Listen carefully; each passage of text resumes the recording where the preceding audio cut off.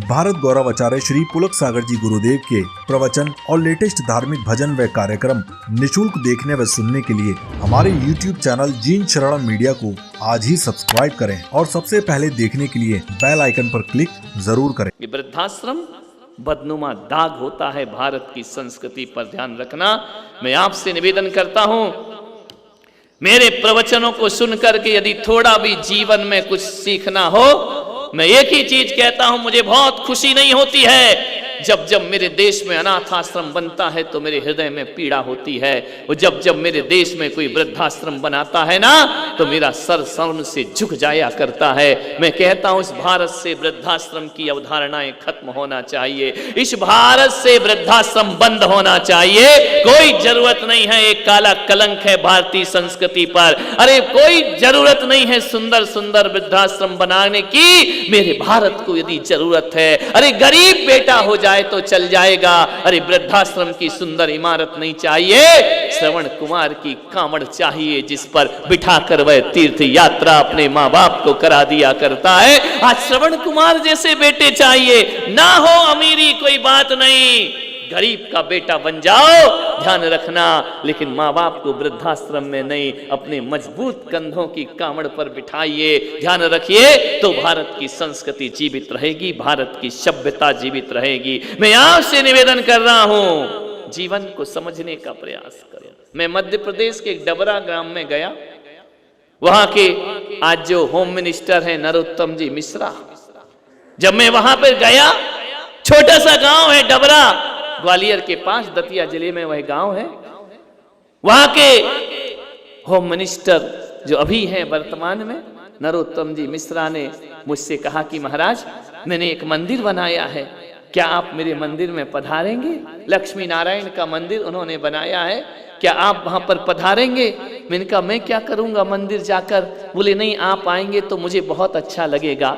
मैंने कहा तुम्हारी खुशी के लिए मैं तुम्हारे मंदिर में जरूर आऊंगा, अवश्य आऊंगा। जब मैं लक्ष्मी नारायण के मंदिर में देखने को गया, जैसे ही वहां पर देखा, क्या देखता हूं मैं कि लक्ष्मी नारायण की मूर्ति तो मंदिर के अंदर रखी हुई है और मंदिर के बाहर उनके माता पिता की मूर्ति खड़ी हुई है। मैंने कहा ये क्या है, तुमने माता पिता की मूर्ति लगाई? बोले महाराज बाहर भीतर के लक्ष्मी नारायण तो सारी दुनिया उनके दर्शन को जाती है, और मेरे जिंदगी की लक्ष्मी नारायण तो ये हैं जिनकी बदौलत आज मैं यहाँ तक पहुँचा हूँ। इसलिए मैंने भगवान की मूर्त से पहले अपने माता पिता की मूर्ति मंदिर के सामने लगाई है। मैंने कहा नरोत्तम जी मिश्रा से ध्यान रखना, मुझे तुम्हारा कुछ पसंद आए ना आए, लेकिन जो अंदाज तुमने अपने माता पिता के लिए रखा है, कह सकता हूँ कि तुम एक आदर्श व्यक्ति बन करके समाज में खड़े होगे। माँ बाप की मूर्तियां, भगवान की मूर्तियां लगाते हो, लाखों करोड़ों का दान देकर माता पिता के लिए कुछ नहीं हुआ करता है।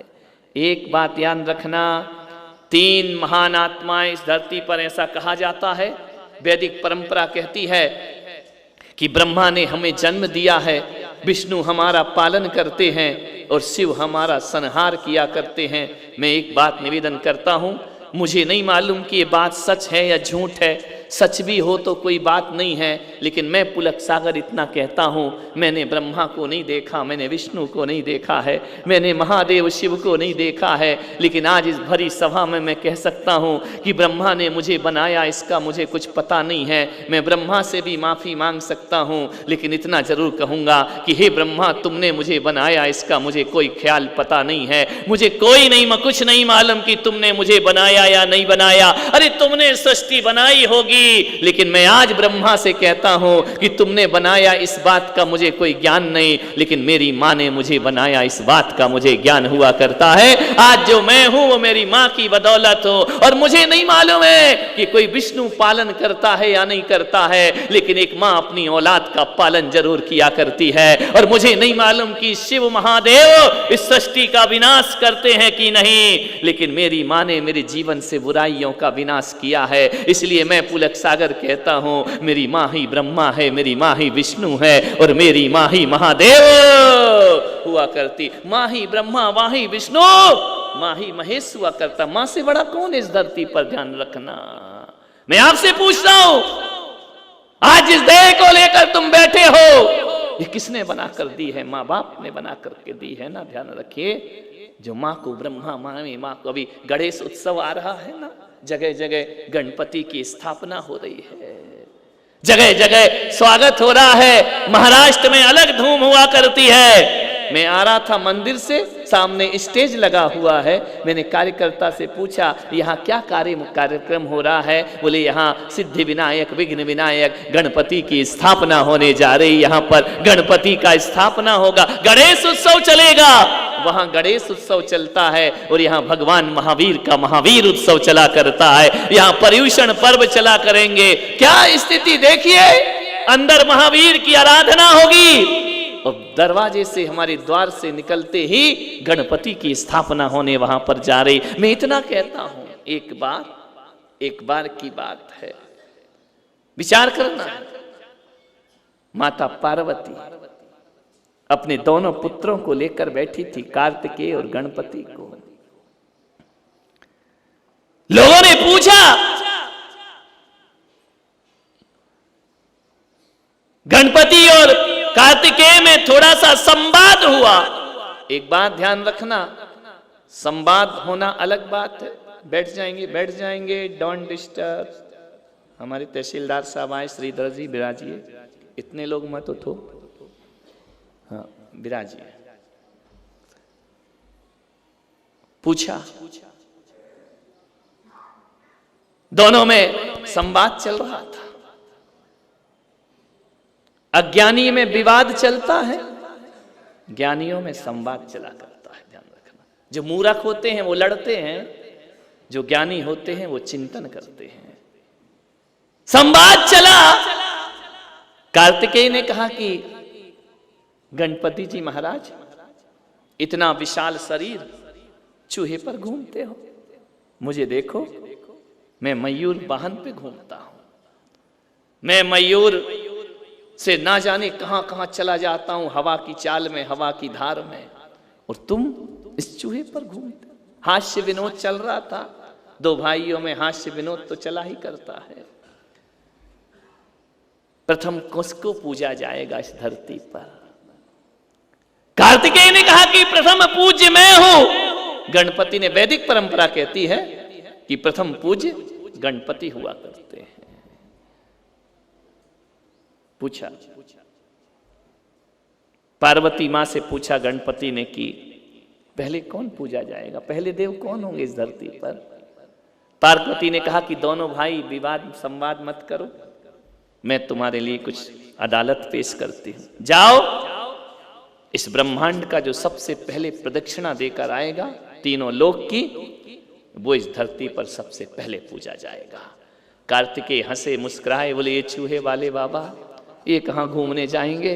मैं तो मयूर के वाहन पर बैठ करके पूरे ब्रह्मांड की परिक्रमा करके आऊंगा। कार्तिकेय ने, पार्वती मां ने कहा कि ऐसा नहीं है, जो पहले आएगा वो पहले पूजा जाएगा। कार्तिकेय ने बैठे वाहन में चले गए। कहते हैं कि पूरे ब्रह्मांड की परिक्रमा लगाने में 6 महीने लग गए उनको।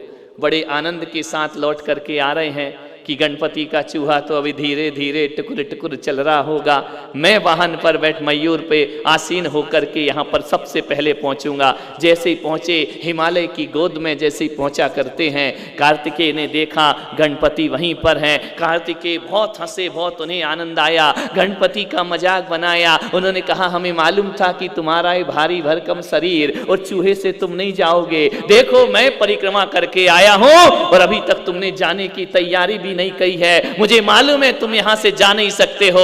पार्वती ने कहा कि नहीं गणेश, नहीं कार्तिकेय, पहले पूज्य तो गणपति हैं। बोले क्यों? गणेश से पूछा कि तुम इतने जल्दी कैसे आ गए? बोले पागल, मैं गया ही नहीं, तुम गए, तुम लौट करके 6 महीने लग गए और मुझे 6 मिनट भी नहीं लगा, मैंने ब्रह्मांड की परिक्रमा कर ली। बोले मतलब क्या है? बोले कार्तिकेय, तुम नादानी कर गए, तुम पृथ्वी की परिक्रमा करते रहे और मैं पृथ्वी की जन्मदाता माता पार्वती की परिक्रमा करता रहा। अरे जिसने पृथ्वी को बनाया उसकी परिक्रमा कर ली, अरे मैंने माँ की परिक्रमा कर ली, पूरे ब्रह्मांड के दर्शन हो गए। और वही मैं आपसे कह रहा हूं, अरे रोज सुबह उठकर माँ बाप के चरण छू लेना। मैं पुलक सागर कहता हूं, तुम्हें वैष्णव देवी और सम्मेद शिखर की वंदना का पुण्य अर्जित हो जाएगा। अपने माँ बाप की मां से बड़ी पृथ्वी कोई है इस धरती पर, मां से बड़ा कोई ब्रह्मांड है इस धरती पर। इसलिए कहा गया कि कार्तिकेय तुम गति के देवता हो सकते हो, लेकिन बुद्धि का कोई देवता इस धरती पर है तो वह गणपति के नाम से सारी जगत में पूजा जाता है। ध्यान रखना, बुद्धि बुद्धि प्रदाता, ध्यान रखिए। मान्यवर, आपसे निवेदन है, जब भी कोई दान करो ना, जब भी कहीं 1 रुपया भी दान करो, अपना नाम बाद में लिखाना, अपनी मां और पिता का नाम सबसे पहले लिखाना चाहिए। ध्यान रखना, उनके नाम से सब कुछ करना चाहिए। उन्होंने अपनी जिंदगी हमारे नाम की है तो हमारा भी फर्ज बनता हम भी उनके नाम के लिए कुछ अपने जीवन में करके जाएं।